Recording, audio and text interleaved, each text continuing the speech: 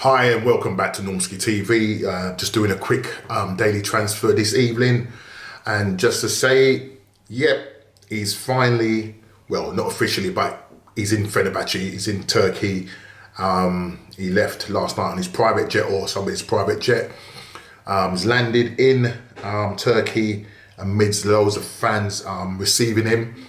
And yeah, Mr. Ozil has left the building. So it's great. It's great news for Arsenal.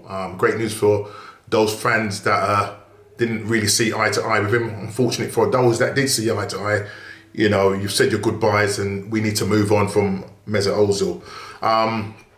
You know, listen, the guy came to us in 2012-13 season, I believe. And, you know, he did what he did for us, in terms of his goals contribution, and his assists, apparently he's the all-time greatest, I think, in terms of chance created in the Premier League. How true that is, I don't know, but that's what they're saying.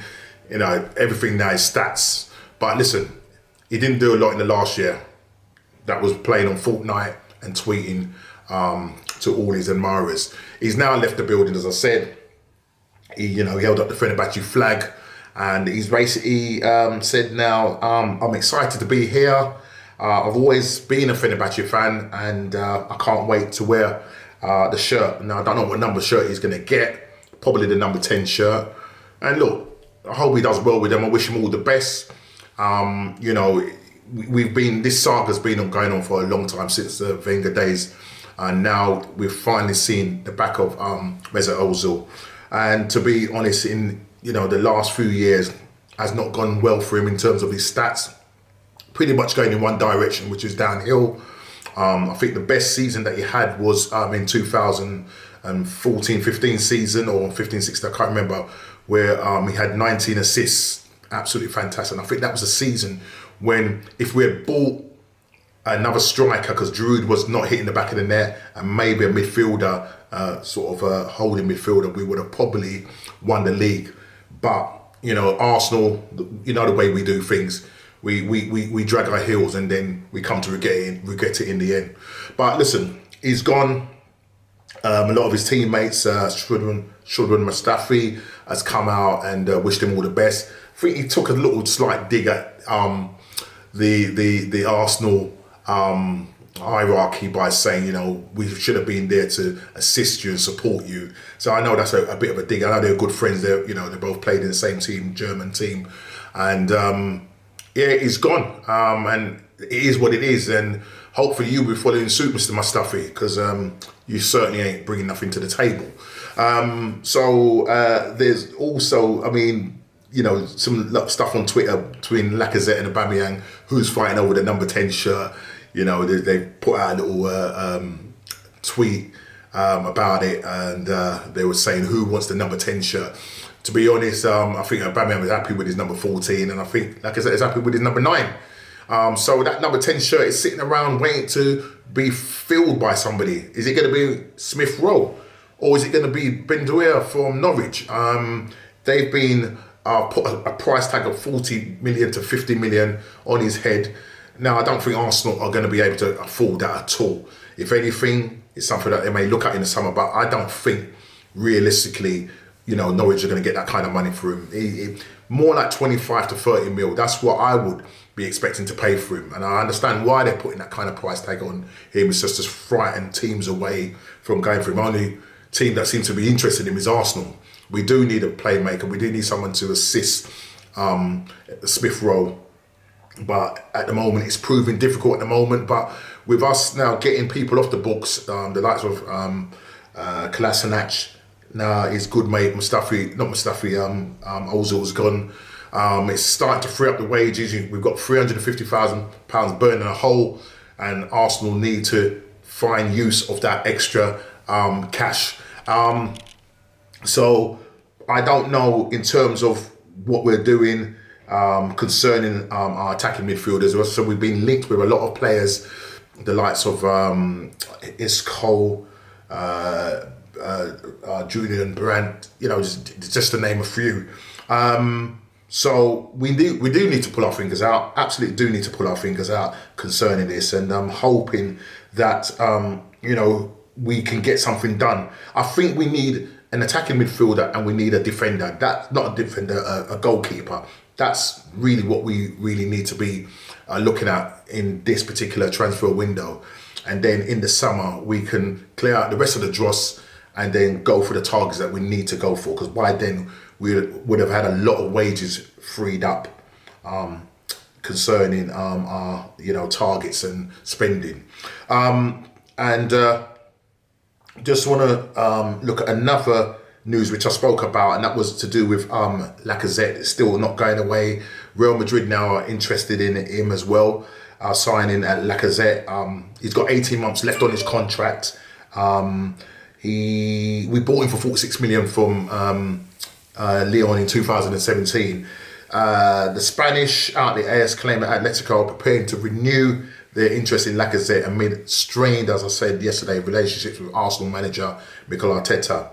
But also the reports add that Real Madrid also joined the race to sign a 29-year-old. And looking at it, he's got 18 months left on his contract. What do you think we could probably get for him?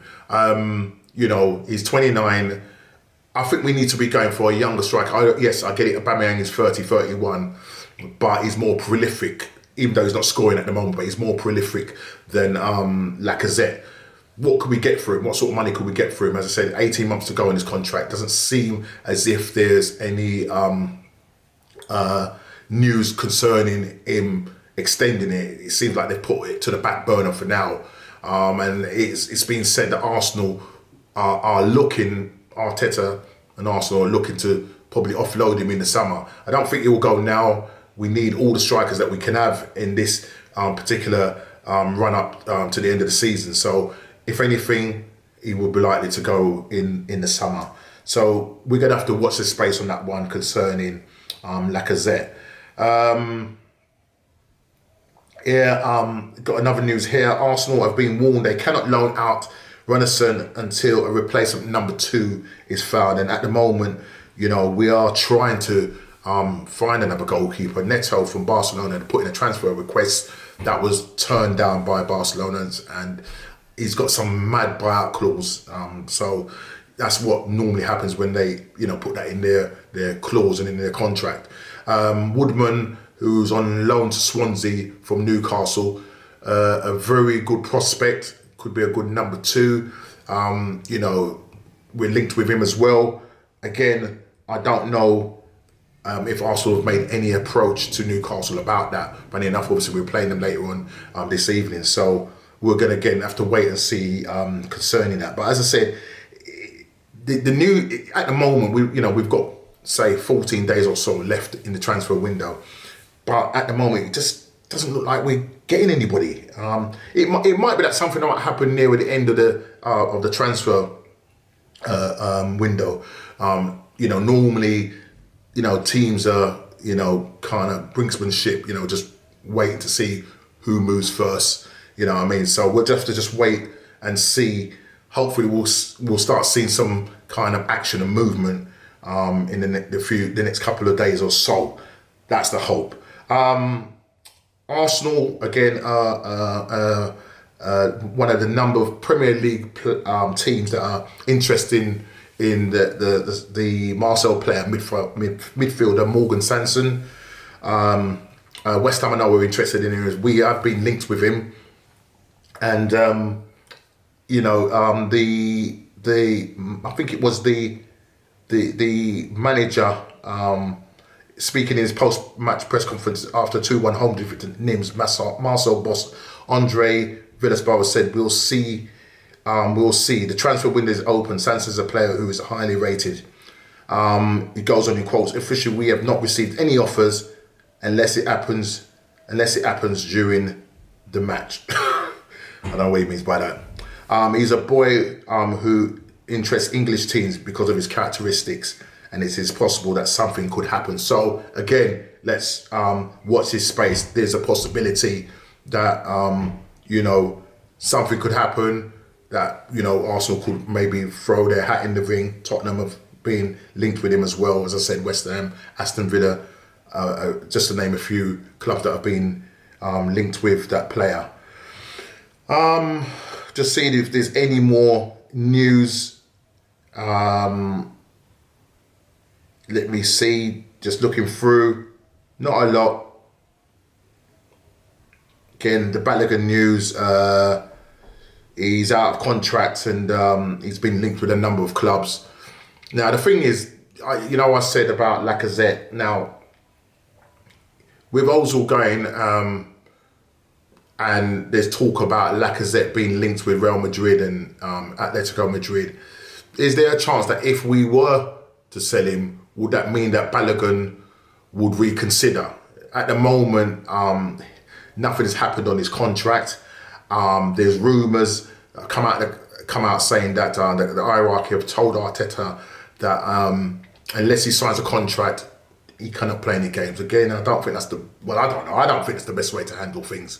But here we have it now. It could be that he's holding a club to ransom. But I don't want him to turn out like another Serge Gnabry if he doesn't end up going to, like, say, RB Leipzig or any of the other clubs like that he turns out to be a brilliant prospect and we lose out on that. We need to sort out our business. Our problem with Arsenal, we do time in, day out, when it comes to contract situation where lots of players run down their contract. We was promised that this will never happen. Well, they've gone back on their promise. They've gone back on their promise and now we're having to, fend off clubs or having to negotiate because now the player's now in a stronger position now to decide what club he wants to go to. And Arsenal, when it comes to transfer business and contract situations, we are right down the pecking order when it comes to that. We've got to sort out our business when it comes to that because we're always in this situation, always talking about it. So there's not really much more to talk about. As I say, until something comes out concrete, then it's going to be the kind of same old thing for the next couple of weeks. So please excuse me for, I might as well just put this on repeat because I'm going to be saying the same names again. But good news, as I said, Ozil's left and, we're looking to get out the lights of Socrates and Mustafi. He's going to stay until the summer. He's refusing to go. So the sooner we get out these deadwood, the better. But other than that, there's not much more really to talk about apart from the game tonight, where we're playing Newcastle, 8 o'clock kickoff. It's a big game for us. We need to win this game. Other teams around us, some have dropped points, some have won. The teams that are way above us, some did drop points, Liverpool, Man United, but they're so far in front of us. We need to win tonight. I'm hoping that we will have a great game. The likes of Partey will be playing, Martinelli. I'm hoping Kieran Tierney will be back for that as well. So I think the team news has come out. And if it has come out, I might also just if it has come out, by the time you see this, it probably won't mean anything. But if it has come out, let me just see what the team news is. Arsenal, let's see. Yes, it has come out. So let me just quickly go through it. In goal, fantastic, brilliant. Now I'm liking this. I think this was as close as I got this yesterday in my preview in terms of my predicted lineup. So, interesting. He's left out Gabriel. And also he's left out Bellerin. I'm not too fussed about that. So the back four is Cedric Suarez at right back, Holding, David Luiz as the two centre backs, Tierney left back, brilliant, good to see you there. Thomas Partey alongside Xhaka, Aubameyang. He seems to have him on the right and Saka on the left with Smith Rowe in the hole. And I know Saka and Tierney link up really well on that side. So we've gone very attacking, that's good. And then Lacazette leading the line. On the bench, Hector Bellerin, Mohamed El Nene, Joseph Willett, Martinelli, Willian, Eddie Nketiah, Runnison, Pepe and Gabriel. So it's a pretty strong side, pretty strong bench. So that's good. as I said, I went for my score prediction of 2-0, and that's what I'm going to be sticking with. Listen, guys, thanks for watching. Please like, subscribe, and share. And again, thanks for subscribing. Take care.